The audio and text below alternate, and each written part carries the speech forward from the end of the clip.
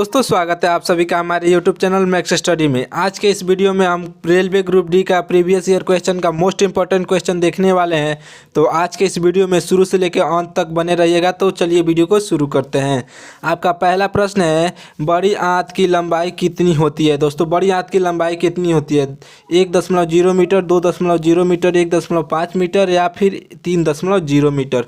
इसका right answer होगा option number सी। आपका राइट आंसर हो जाएगा ऑप्शन नंबर सी। आपका राइट आंसर हो जाएगा 1.5 मीटर होता है। 1.5 मीटर होता है। आपका राइट आंसर 1.5 मीटर हो जाएगा। आपका अगला प्रश्न है दोस्तों, आपका अगला प्रश्न है जलीय प्राणी कौन कौन से हैं। जलीय प्राणी कौन कौन से हैं दोस्तों? आपका ऑप्शन है कछुआ, मछली, मगरमच्छ, उपरोक्त सभी। तो इसका राइट आंसर हो जाएगा आपका राइट आंसर होगा उपरोक्त सभी। ऑप्शन नंबर डी आपका सही आंसर हो जाएगा। आपका अगला प्रश्न है दोस्तों, आपका अगला प्रश्न है विद्युत बल्ब का आविष्कार किसने किया। विद्युत बल्ब का आविष्कार किसने किया? ग्राहम बेल ने, फ्रैंकलिन ने या थॉमस अल्वा एडिसन ने या मेरी क्यूरी ने। तो इसका राइट आंसर होगा option number C, Thomas Alva Edison ने। इसका राइट आंसर हो जाएगा ऑप्शन नंबर सी। आपका अगला प्रश्न है दोस्तों, विद्युत सेल में कितने टर्मिनल होते हैं। विद्युत सेल में कितने टर्मिनल होते हैं दोस्तों? 2 या 1 या 3 या 4। आपका राइट आंसर क्या होगा दोस्तों? आपका राइट आंसर होगा ऑप्शन नंबर ए, 2 टर्मिनल। एक टर्मिनल होता है प्लस, एक होता है माइनस। आपका अगला प्रश्न है दोस्तों, सभी जीव जंतुओं के लिए ऊर्जा का अंतिम स्रोत हैं। सभी जीव जंतुओं के लिए ऊर्जा का अंतिम स्रोत है, वो क्या है? ग्रह है, सूर्य है या चंद्रमा है या कोयला है। तो इसका राइट आंसर सभी जीव के लिए पूछा है तो दोस्तों आपका right answer option number B हो जाएगा, सूर्य।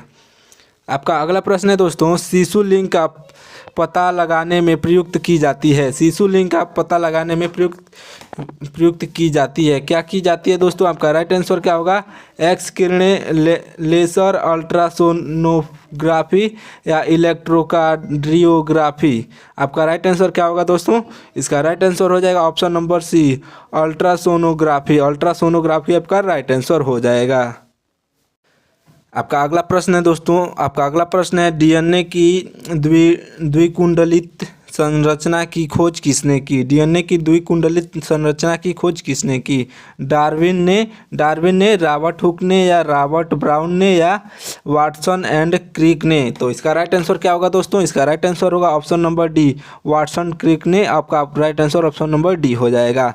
आपका अगला प्रश्न है दोस्तों, भोजन के पाचन हेतु आवश्यक तत्व क्या है। भोजन के पाचन हेतु आवश्यक तत्व क्या है? प्रोटीन है, लवण है या एंजाइम है या कार्बोहाइड्रेट है। तो इसका राइट आंसर क्या होगा दोस्तों? इसका राइट आंसर होगा ऑप्शन नंबर सी, एंजाइम। दोस्तों याद रखिएगा, मोस्ट इंपॉर्टेंट क्वेश्चन है, इसको जरूर याद रखिएगा, एंजाइम होगा। आपका अगला प्रश्न है, स्तनधारियों के मूत्र में प्रमुख उत्सर्जित पदार्थ होते हैं। स्तनधारियों के मूत्र में प्रमुख उत्सर्जित पदार्थ होते हैं, क्या होते हैं दोस्तों? यूरिया, प्रोटीन या अमोनिया या यूरिक अम्ल। क्या होगा दोस्तों? इसका राइट आंसर होगा ऑप्शन नंबर ए, यूरिया होता है। आपका right answer option number A हो जाएगा। आपका अगला प्रश्न है दोस्तों, विटामिन ए की सर्वाधिक मात्रा में निम्न में से किसमें होती है। विटामिन ए की सर्वाधिक मात्रा निम्न में से किसमें होती है दोस्तों? मतलब इसका मतलब है कि विटामिन ए सबसे ज़्यादा किसमें पाया जाता है? मक्का में, गाजर में या आलू में या चावल में।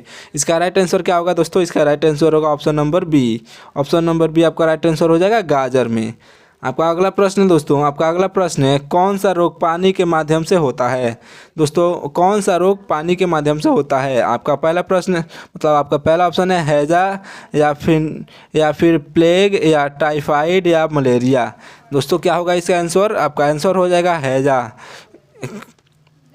कौन सा रोग पानी के माध्यम से होता है, यानी कि पानी के माध्यम से कौन सा रोग होता है दोस्तों? हैजा रोग होता है। आपका अगला प्रश्न है दोस्तों, आपका अगला प्रश्न है, आर्द्रता मापने वाले यंत्र को क्या कहते हैं। आर्द्रता मापने वाले यंत्र को क्या कहते हैं दोस्तों? या थर्मोमीटर या हाइग्रोमीटर या बैरोमीटर या हाइड्रोमीटर। क्या कहते हैं दोस्तों? इसको कहते हैं क्या? इसका राइट आंसर हो जाएगा ऑप्शन नंबर बी, हाइड्रोग्रोमीटर कहते हैं।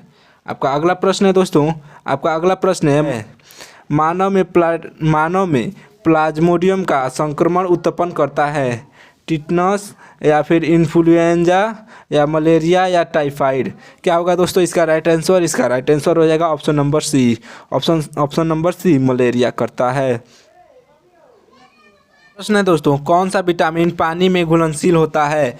विटामिन ए या विटामिन डी या विटामिन के या विटामिन बी? कौन सा विटामिन पानी में घुलनशील होता है? दोस्तों इसका राइट आंसर क्या होगा? दोस्तों इसका राइट आंसर होगा option number B, vitamin B. आपका option number D, option number D. लेकिन विटामिन बी आपका पानी में घुलनशील होता है।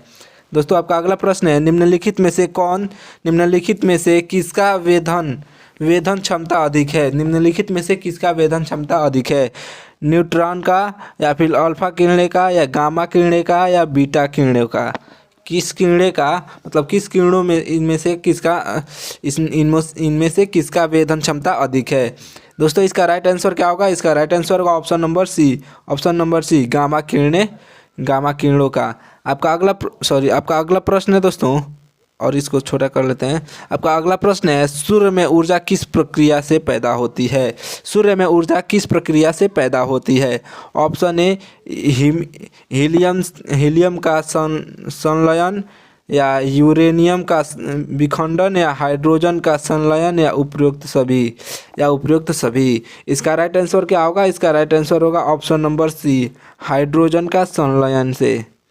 आपका अगला प्रश्न है दोस्तों, आपका अगला प्रश्न है, ग्लूकोमा मानव शरीर के किस अंग की बीमारी है? ग्लूकोमा, या दोस्तों आपने शायद ही सुना होगा, ग्लूकोमा मानव के किस अंग का बीमारी है? दोस्तों कान का या आँख का या फेफड़े का या हृदय का?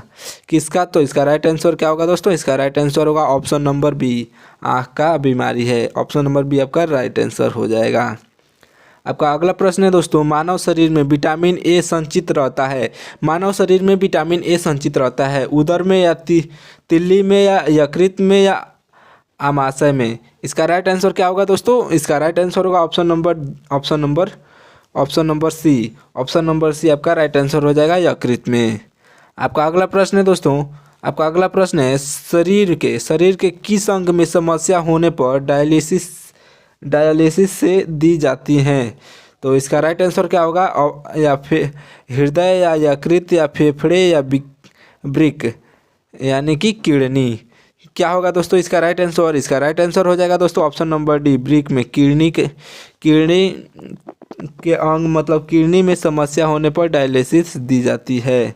आपका अगला प्रश्न है दोस्तों, आपका अगला प्रश्न है, वायुमंडल दाब को मापने के लिए आवश्यक यंत्र है? मतलब कि वायुमंडल को किस यंत्र से मापा जाता है?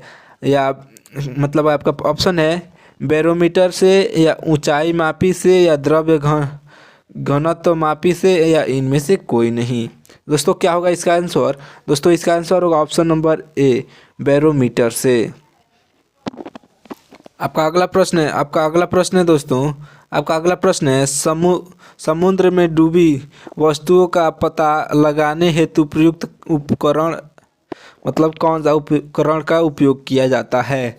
तो आपका ऑप्शन है सोनार या रडार या पल्सार या क्वासार, या किसका मतलब प्रयोग किया जाता है? तो इसका राइट आंसर होगा सोनार का प्रयोग किया जाता है। दोस्तों आपका अगला प्रश्न है, कौन सी युक्ति विद्युत ऊर्जा को यांत्रिक ऊर्जा में परिवर्तित करती है?